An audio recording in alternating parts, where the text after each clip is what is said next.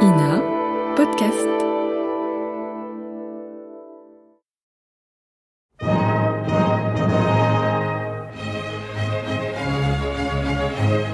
Bon baiser de partout. Une émission secrète de...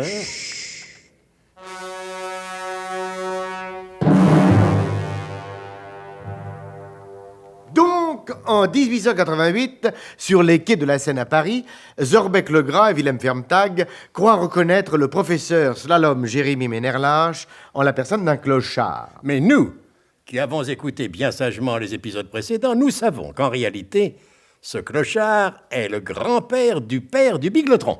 L'arrière-grand-père du biglotron, en quelque sorte. Exact. Un léger différend s'élève entre les deux abominables personnages à propos d'une expression typiquement française. Et Willem Fermtag tombe à l'eau, tandis que Pépé Menerlache en profite pour s'esbigner. Exactement, oui. Eh bien, Willem Fermtag regagne la rive. En attendant de regagner l'estime de Zorbeck-Legras. Ah, Zorbeck. Heureusement que dans le fond, je vous aime bien. Vous avez parfois des moments un peu vifs, enfin, je veux dire des mouvements un peu vifs. Vous n'attendez tout de même pas que je vous fasse des excuses. Après un coup de pied occulte, ce serait pourtant normal. Non, je suis sûr que si c'était moi qui vous avais donné un coup de pied occulte, vous auriez exigé des excuses, Zorbeck. Je vous connais, nicht wahr? Non, mais le coup de pied occulte, comme vous dites que vous me donnerez, n'est pas prêt de voir le jour. Qu'est-ce que vous pariez, Zorbeck? Qu'est-ce que j'ai pari? Qu'est-ce que j'ai pari? Oui. Attends! L'imbécile! Il a donné son coup de pied occulte sans même savoir ce dont je parlais, pauvre imbécile! Quelques instants plus tard, les deux compères étaient à nouveau sur la trace du Pépé Menerlache.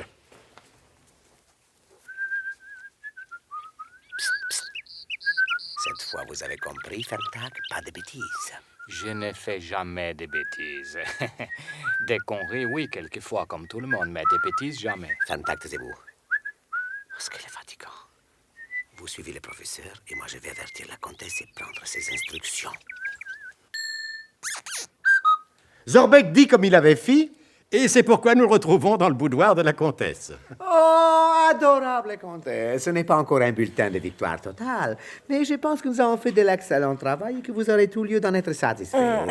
Je serais plus satisfaite encore si vous ne répandiez pas des litres d'eau sur mon tapis. Oh, adorable comtesse, un agent secret doit savoir se mouiller quand il le faut, et c'est pour vos beaux yeux que le grand Zorbeck s'est mouillé. Tenez, puisque vous craignez pour vos tapis, eh bien je verse le contenu de cette chaussure dans la potiche. Vous avez fini, mon petit Zorbeck. Oh, adorable comtesse, non, je n'ai pas fini. Il y a l'autre chaussure. Maintenant que vous voici à peu près au sec, pouvez-vous me dire ce qui motive votre visite à cette heure de la nuit? Adorable comtesse, je viens vous rendre compte de la mission que vous nous avez confiée, que grâce à notre intelligence et à notre sagacité, nous avons mené à bien. C'est moi qui jugerai s'il y a lieu de vous féliciter. Dites toujours. Bon, alors, premier point, la péniche de la plaque Small à marée au quai de Passy a été coulée par nos soins. Ce n'était pas bien difficile. Oui, mais nous avons dû nous mouiller comme je vous le faisais remarquer, adorable comtesse. Parce que vous êtes des maladroits. Enfin, qu'importe les moyens du moment que le but est atteint. Et sans la plaque Small, plus de biglotron. Bon, deuxième point, nous avons pris l'initiative. Dites toujours, mais a priori, je me méfie, mon petit Zorbeck. Bon, alors voilà, nous avons rencontré les professeurs Slalom Jérémy Menerlache. Vous avez rencontré le grand chéri? Oui, adorable comtesse, nous avons rencontré le grand chéri, comme vous dites, mais dans quel état? Mon Dieu, que lui est-il arrivé? Oh, un clochard, une véritable clochard. Oh, je ne vous crois pas, mon petit Zorbeck. Le grand chéri est si distingué. Ne me croyez pas si vous voulez, adorable comtesse, mais c'est ainsi, en 1888, le grand chéri, enfin, je veux dire, le professeur Slalom Jérémy Menerlache est devenu clochard. Et j'ai chargé Willem Fermtag de le suivre. Entrez. Gute Nacht, comtesse. Ah non, Fermtag, je vous avais demandé de suivre le professeur. Le professeur dort Ah, où ça? Avec qui? tout seul et sous le pont Marie. Que- Tout seul et sous le pont Marie? Allons le chercher. Ah ben, espèce d'imbécile. Je vous avais demandé de ne pas venir me déranger ici. La bourre, toujours la bourre. Vous n'avez pas encore compris, Sobek, que la comtesse se moque de vous. La bourre, quand tu nous tiens, on peut bien dire adieu, prudence. Ça veut dire tu es plus dedans. C'est encore une expression française, ça, Non, non? je crois pas. Celle-ci, je viens de l'inventer. Alors, vous venez. Oui, adorable comtesse, nous venons. Vous grouillez, vous grande saucisse. Qu'est-ce que vous dites, mon petit Zorbeck? Ah, non, ce n'est pas à vous que j'ai parlé, adorable comtesse, mais à cette grosse brute de Wilhelm. En avant. Mais sous le pont Marie, ils avaient été précédés par le colonel et le révérend père Podmurge. Eh, mon père, hein, quel calme après toute cette agitation. Ah oui, j'avoue, mon fils, qu'il est bien agréable de se promener ainsi au bord de la Seine. Oui. Mais que la douceur de l'heure présente ne nous fasse pas oublier les rudes soucis qui sont les nôtres. Et je ne les oublie pas, mon père. Hein. Tous les plus grands chefs de guerre, aux plus rudes de la bataille, ont éprouvé ce besoin de méditation. Eh oui. Il n'y avait que les chefs qui pouvaient se le permettre, parce que les troufions, n'est-ce pas, ils n'avaient pas le temps de méditer ou de lire Virgile dans le texte. Vous êtes bien dur pour ces pauvres généraux, mon colonel. Si les antimilitaristes savaient la moitié de ce que c'est. Allons, mon fils, reprenez-vous. Sursum corda, mon colonel. Mais mon père, par les barrettes de mes décorations et par tous les paniers fleurissants et la baisse, n'est-ce pas le professeur que j'aperçois dans la posture du clochard au repos? Mais si, mon fils, mais c'est lui, mon colonel. Professeur, que faites-vous dans cette posture et cet accoutrement? L'abbé, c'est à moi que ce discours s'adresse? Il faut rappeler aux distraits, s'il y en a, que pendant tout son séjour en 1888, le colonel est habillé en ecclésiastique. Vous faites bien de le rappeler, Dodo. Je l'avais complètement oublié et la suite du dialogue me serait restée incompréhensible, ce qui eût été dommage.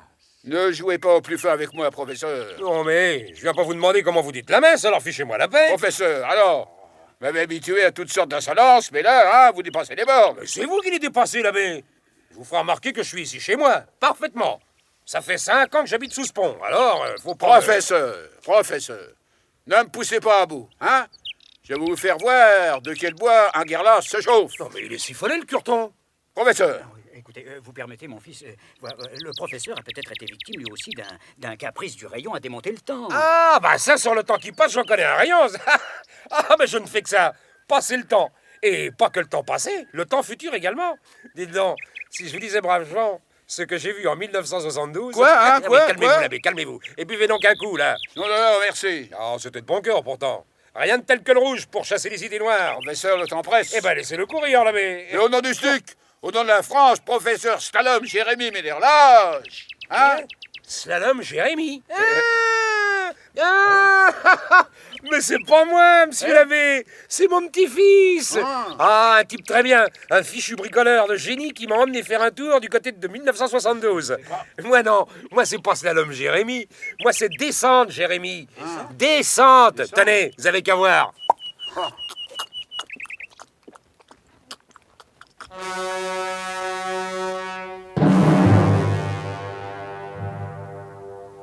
Descente Jérémy Ménerlache, alias Pépé Ménerlache, parviendra-t-il à convaincre le colonel qu'il n'est pas Slalom Jérémy, mais son grand-père? On ne devrait pas tarder à le savoir dès les prochains épisodes de notre grand feuilleton de descente et de slalom.